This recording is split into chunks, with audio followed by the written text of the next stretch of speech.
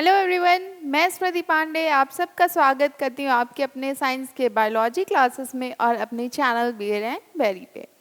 तो बच्चों, आज हम आपके लिए लेके आए हैं एक प्रोसेस। प्लांट्स में एक प्रोसेस होता है। ट्रांसपोर्टेशन हम लोगों ने पढ़ लिया था, अब हम लोग को ट्रांसपायरेशन देखना है। इसमें क्या होता है, प्लांट्स में ट्रांसपायरेशन कैसे होता है, इसके बारे में हम लोग देखेंगे। ठीक है, तो सबसे पहले अगर हम लोग ट्रांसपिरेशन की बात करें तो यहाँ पे एक थ्योरी आती है, रूट प्रेशर थ्योरी। अब ये रूट प्रेशर थ्योरी क्या होती है और कैसे होती है, इसके बारे में हम लोग देखते हैं। रूट प्रेशर थ्योरी की बात करें तो root pressure theory small plants में होती है, हायर प्लांट्स में नहीं होती है। हायर प्लांट्स के लिए दूसरी थ्योरी एप्लीकेबल होती है, वो हम लोग नेक्स्ट स्लाइड में देखेंगे। तो यहाँ हम लोग देख रहे हैं कि ये जो रूट प्रेशर थ्योरी होता है, ये रूट, इसमें सबसे मेन जो होता है वो रूट होता है। रूट सबसे इम्पॉर्टेंट रोल प्ले करता है। तो रूट एब्जॉर्ब करता है वाटर को और एक्सर्ट करता है प्रेशर। क्या करता है, रूट ने क्या किया, वाटर को एब्जॉर्ब किया। जब हम लोग पानी डालते हैं, फ्लावर्स में वाटरिंग करते हैं या किसी बड़े प्लांट में या छोटे प्लांट में, तो वो रूट ही तो एब्जॉर्ब करता है वाटर। बट यहाँ पे बात हो रही है छोटे प्लांट्स की, जैसे आपने पॉटिंग कर दी है अपने घर में, या जो छोटे छोटे प्लांट्स ग्रो अप कर जाते हैं उनके बारे में। तो ये जो रूट होते हैं ये एब्जॉर्ब करते हैं वाटर को और उसके बाद ये उस पर प्रेशर एक्सर्ट करते हैं। क्यों?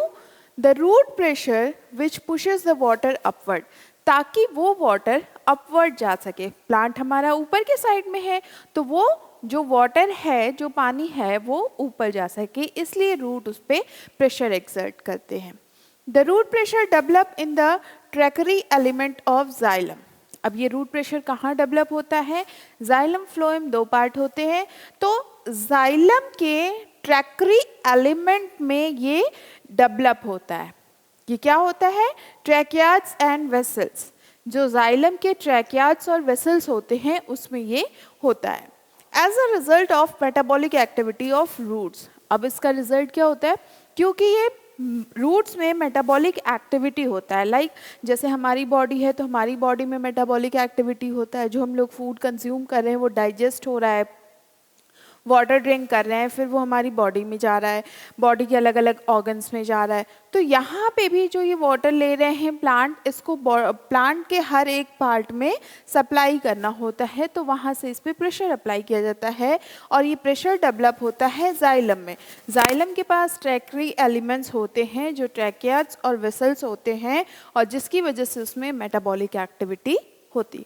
ठीक है, चलिए। Applicable in small herbs but not in tall trees. जैसा कि हमने पहले ही बताया, ये स्मॉल हर्ब्स में, छोटे छोटे प्लांट्स में ही होते हैं, टॉल ट्री में ये अप्लाई नहीं हो पाता है। The effect of root pressure in transport of water is more important at night. अच्छा, ये जो इफेक्ट होता है ट्रांसपोर्टेशन का, वाटर सप्लाई का, तो ये कब मोस्टली होता है, ये मोस्टली नाइट के टाइम में होता है। अक्सर आपने देखा होगा कि जब भी हम लोग वाटरिंग करते हैं या पौधों में पानी डालते हैं, या आपने फार्म में देखा होगा या कहीं भी देखा होगा, तो वो इवनिंग टाइम में ही डालते हैं हम लोग पानी।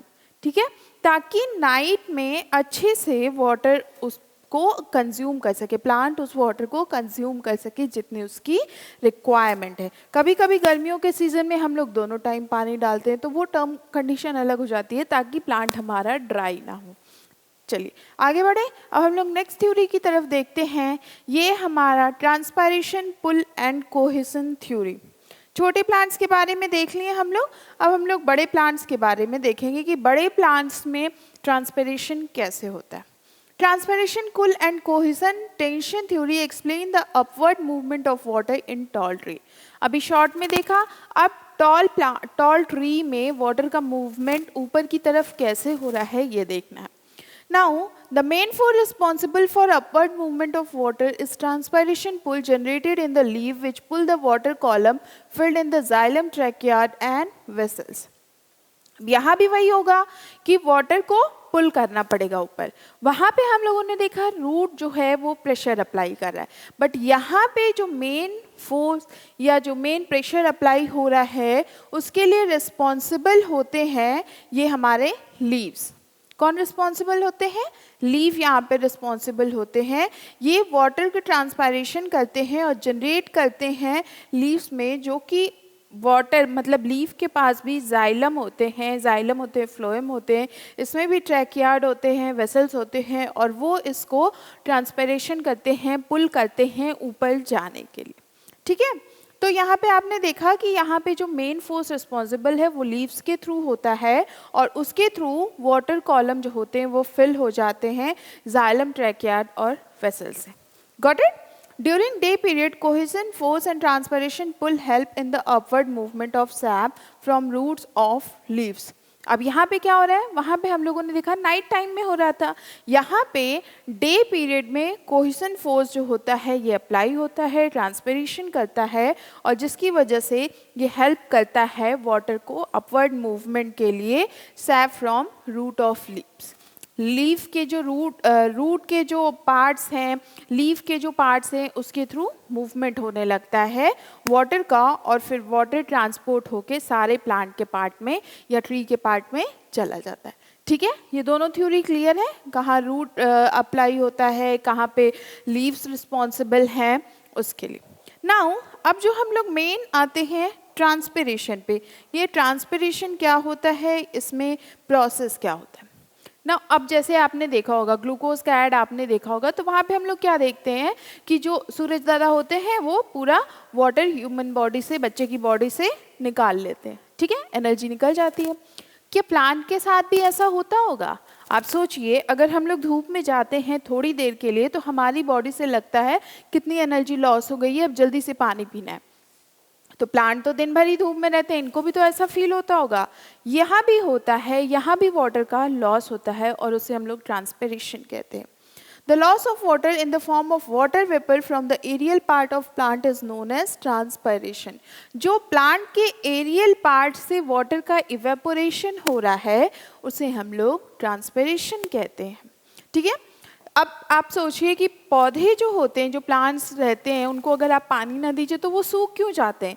क्योंकि उनके पास जो वाटर होता है, जो पानी होता है, वो कुछ यूज़ कर ले जाते हैं, और यूज़ करने के बाद कुछ का इवेपोरेशन हो जाता है, ट्रांसपिरेशन हो जाता है। ये देखिए, वाटर इवेपोरेट हो जाते हैं लीव्स के थ्रू, एरियल एक्सिस के थ्रू, तो ये अब इसके पास तो वाटर बचा नहीं, इसलिए प्लांट ड्राई हो जाते हैं। ठीक, Transpiration mainly occur through stomata about 80% to 90%. Transpiration किसके थ्रू सबसे ज़्यादा होता है? Transpiration stomata के थ्रू सबसे ज़्यादा होता है, और उसमें 80 to 90% होता है। But it may also occur through cuticle and lenticles. Cuticle और लेंटिकल्स के थ्रू भी होता है, क्यूटिकल के थ्रू 9% और लेंटिकल्स के थ्रू 1% होता है। ये क्वेश्चन आपके एग्जाम में आ सकता है, एमसीक्यू टाइप क्वेश्चन है, तो ये पूछा जा सकता है कि ट्रांसपिरेशन के थ्रू सबसे ज़्यादा वाटर का इवेपोरेशन किस पार्ट से होता है? तो स्टोमेटा से होता है। कितना होता है? तो 80-90% होता है। कुछ भी मतलब ऐसे घुमा के पूछ सकता है। अब ट्रांसपिरेशन का फंक्शन क्या है? It help in absorption and upward movement of water.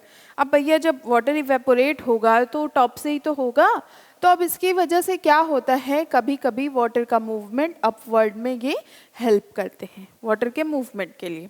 It help in temperature regulation, temperature को रेगुलेट करने में हेल्प करता है। लाइक अगर बाहर का टेम्परेचर बहुत ज़्यादा है, प्लांट तो उस टेम्परेचर को मेंटेन करने की कोशिश करेगा, तो उसको भी रेगुलेट करने की कोशिश करते हैं।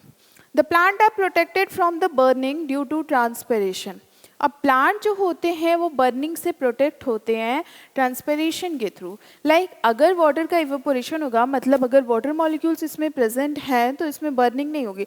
लाइक आपने सुना होगा कि बहुत सारे फॉरेस्ट में आग लग जाती है, अमेज़न के जंगलों में आग लग गई थी, और बहुत सारे जंगलों में सुनने में आता है छोटे छोटे जंगलों में भी आग लग जाती है। तो ये क्यों होता है कि वाटर मॉलिक्यूल्स बहुत कम हो जाते हैं। तो कभी कभी अब जैसे प्लांट का कोई टॉप पार्ट है, ये लीफ है मान लीजिए टॉप पे, तो यहाँ पे भी बर्निंग हो सकती है, मतलब झुलस जाते हैं, पत्तियाँ जो होती हैं वो झुलस जाती हैं बहुत ज़्यादा। तो अगर वाटर मॉलिक्यूल्स रहेगा तो पत्तियाँ झुलसेंगी नहीं, ये कहने का मतलब है। Evaporation of water produce cooling effect.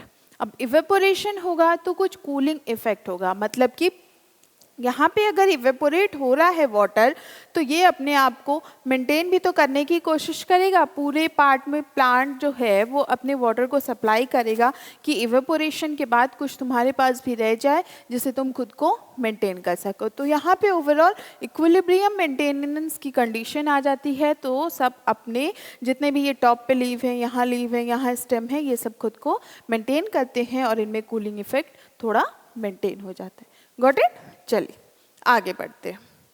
Now transportation of food and other substances. अब जैसे ह्यूमन बॉडी को फूड चाहिए, वाटर चाहिए, तो वैसे ही प्लांट्स को भी फूड चाहिए, वाटर चाहिए, जो भी इसकी रिक्वायरमेंट है, वरना इतना छोटा सा प्लांट बड़ा कैसे हो जाएगा। ठीक है, तो हम लोग अब ये देखेंगे कि इसमें ट्रांसपोर्टेशन कैसे होता है प्लांट्स में, जो भी वो फूड है, जो भी उनके पास वाटर है, वो उसकी सप्लाई इनके बॉडी पार्ट में कैसे होती है। ठीक, sugar, amino acid and other substances are translocate from the site of synthesize to of site storage through phloem. जहाँ पे ये बन रहा है, जैसे आपके घर में किचन में खाना बनता है तो उसके बाद वो या तो डाइनिंग टेबल पे रख दिया जाता है या जहाँ लोग खाते हैं वहाँ रख दिया जाता है। ठीक है, तो वो उसका डिस्ट्रीब्यूशन हो गया। सेम ऐसे ही प्लांट्स में भी जहाँ फूड बन रहा है, लाइक जो हमें कहीं रूट के थ्रू बनता है फूड, कहीं उसके स्टेम पे बनता है, कहीं उसकी फ्लावर्स के थ्रू बनता है, तो उसका फिर उस पूरे प्लांट को भी रिक्वायरमेंट होता है। जैसे कि शुगर है, अमाइनो एसिड है, कुछ अदर मिनरल्स हैं, तो उसको प्लांट की रिक्वायरमेंट होगी। तो ये क्या होते हैं, जो भी सब्सटेंसेस होते हैं ये ट्रांसलोकेट होने लगते हैं from site of synthesize of site to storage through the phloem. जहाँ पे ये सिंथेसिस हुआ और स्टोरेज है, मतलब जहाँ पे इसका प्रोडक्शन हुआ और जहाँ इसको स्टोर करना है, जहाँ इसकी रिक्वायरमेंट है, वहाँ तक ये ट्रांसलोकेट करते हैं। Transport of food from leaf to different part of plant is termed as translocation. जो फूड का ट्रांसपोर्टेशन हो रहा है लीव्स के थ्रू, फूड का ट्रांसपोर्टेशन हो रहा है लीफ के थ्रू प्लांट के डिफरेंट डिफरेंट पार्ट में, इसे हम लोग कहते हैं ट्रांसलोकेशन। Got it? ट्रांसलोकेशन में भी अपवर्ड और downward directing depending on the need of the plant. ये अपवर्ड भी हो सकता है, डाउनवर्ड भी हो सकता है, डिपेंड करता है कि नीड का है। जैसे आपके घर के मान लीजिए सेकेंड फ्लोर पे किचन है, ठीक है, तो रिक्वायरमेंट अब फर्स्ट फ्लोर पे भी हो सकती है फूड की, थर्ड फ्लोर पे भी हो सकती है, ऊपर टेरेस पे भी, बालकनी, रूफ पे भी हो सकती है, कहीं भी हो सकती है। तो सेम ऐसे ही जहाँ भी लोग होंगे वहाँ रिक्वायरमेंट होगी। सेम ऐसे ही प्लांट्स के भी अलग अलग पार्ट होते हैं, तो उसकी जहाँ रिक्वायरमेंट होती है फूड वहाँ चला जाता है। ठीक, now translocation of food take place in sieve tube with the help of adjacent companion cells by phloem tissue. अब सीव मतलब क्या होता है, जिससे आटा चाला जाता है। आटा मम्मी चालती होंगी ताकि उसका जो छोटे छोटे पार्टिकल्स हैं वो उसको गूंथ के रोटी बना दें, और जो मोटे मोटे पार्टिकल्स हैं जो नहीं च्यू किए जा सकते हैं वो बाहर निकाल दिया जाए, तो उसे हम लोग सीव कहते हैं। ठीक है, अब यहाँ पे क्या होता है, यहाँ जो ट्रांसलोकेशन होता है वो फूड में वो सीव ट्यूब्स के थ्रू होता है।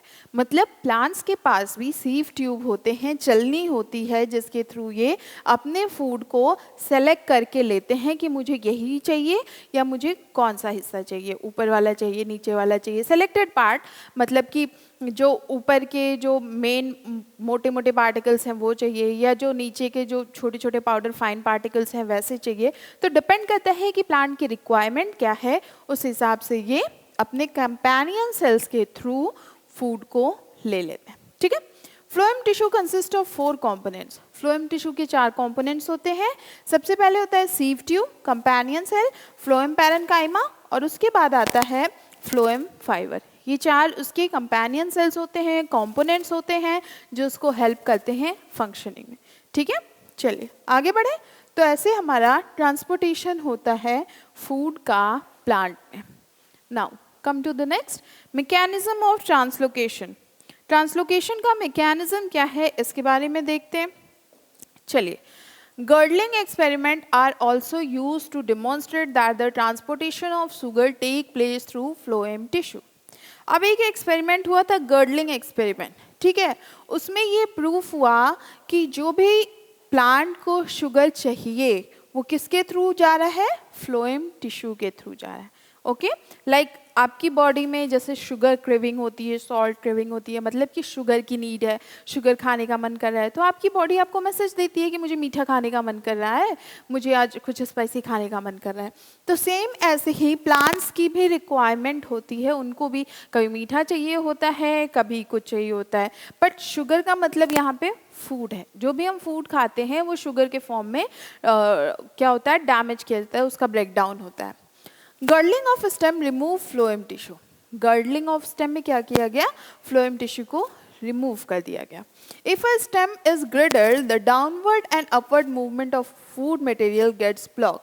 अब भाई जिस मटेरियल के थ्रू, मतलब यहाँ पे जो गर्डलिंग एक्सपेरिमेंट हुआ था उसमें इन लोगों ने क्या किया कि जो मतलब जिसके थ्रू सप्लाई हो रहा है, जो यहाँ पे फ्लोएम टिश्यू है, उसको ही निकाल दिया, उसको ही प्लांट से निकाल दिया। अब निकालने के बाद क्या हुआ कि जो भी मटेरियल की उसको रिक्वायरमेंट है वो वहाँ पहुँच ही नहीं पा रहा है, सप्लाई ही नहीं हो पा रही है उसकी। So the trunk portion shows swelling above the girdle area due to the accumulation of food material. अब क्या हुआ उसके बाद कि जैसे मान लीजिए ये प्लांट है, ठीक है, ये प्लांट है, तो इसको हमने यहाँ से काट दिया गर्डलिंग एक्सपेरिमेंट में। अब यहाँ से काटने के बाद इतना हमारे पास बचा, ये ब्लॉक हो चुका है यहाँ पे, ठीक। अब यहाँ पे क्या करेगा कि ये फूड तो जा रहा है, ऊपर जा रहा है, ऊपर जा रहा है, इधर से जा रहा है, इधर से जा रहा है। जब ऊपर जा ही नहीं पाएगा तो सब जाके यहाँ पे इकट्ठा हो जाएगा और ये यहाँ पे एक्यूमुलेट होने लगेगा, मतलब इकट्ठा होने लगेगा और मोटा सा बन जाएगा, ठीक है।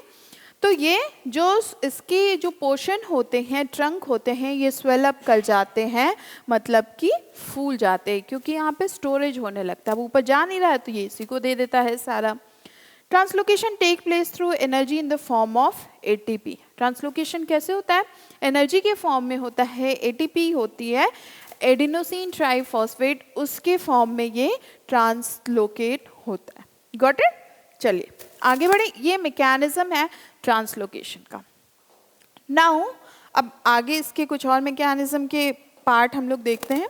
सी, sugar made in leaf and loaded into the sieve tube flowing by using energy from ATP। Sugar जो होता है वो लीफ में बनता है, लोड हो जाता है सीव ट्यूब में, और फिर उसके जो फ्लोएम होते हैं वो एनर्जी को यूज़ करके आगे प्रोसीड करते हैं, एटीपी एनर्जी को। It increases the osmotic pressure of the sieve tube. अब ये सीव ट्यूब का क्या करता है, ऑस्मोटिक प्रेशर को बढ़ा देता है। Water now enter into sieve tube containing sugar by the process of osmosis। Osmosis में क्या होता है, फिर जो वाटर होता है वो एंटर करता है कहाँ पे, जो सीव ट्यूब है उसमें वो एंटर करता है जहाँ पे शुगर होते हैं। ऑस्मोसिस के प्रोसेस के थ्रू शुगर के जहाँ प्रेजेंट होता है वहाँ वाटर एंटर करता है। Soluble material is then transferred from phloem tissue to other tissue which have low pressure than in the phloem। अब जब वाटर एंटर कर गया, शुगर है वहाँ पे, तो वहाँ पे सोल्यूशन बनने लगता है। सोल्यूशन बनने के बाद क्या होता है कि जो सॉल्युबल मटेरियल होते हैं, जो डिज़ोल्व हो चुके हैं, वो ट्रांसफ़र हो जाते हैं फ्लोएम टिश्यू की तरह, फ्लोएम टिश्यू में, और वहाँ से ट्रांसफ़र होते हैं वो किसी और टिश्यू में जो कि लेस प्रेशर होता है, जहाँ फ्लोएम का लेस प्रेशर होता है। Thus, according to plant's requirement, the material is translocated from the higher osmotic pressure to the lower osmotic pressure। अब जहाँ पे मटेरियल की रिक्वायरमेंट है वहाँ से जो ये हमारा जो सब्सटेंस बना है, सॉल्युबल मटेरियल बना है, ये ट्रांसलोकेट होके वहाँ चला जाता है हायर ऑस्मोटिक प्रेशर से लोअर ऑस्मोटिक प्रेशर की तरफ। ठीक है, चलिए आगे बढ़े हम लोग। इतना आपका पूरा ट्रांसलोकेशन में था, ट्रांसपरेशन में था। इसके बाद हम लोग नेक्स्ट टॉपिक में मिलेंगे, नेक्स्ट क्लास में मिलेंगे। तब तक आप इसे पढ़िए, कोई प्रॉब्लम हो आप जरूर पूछिए। Take care, good bye.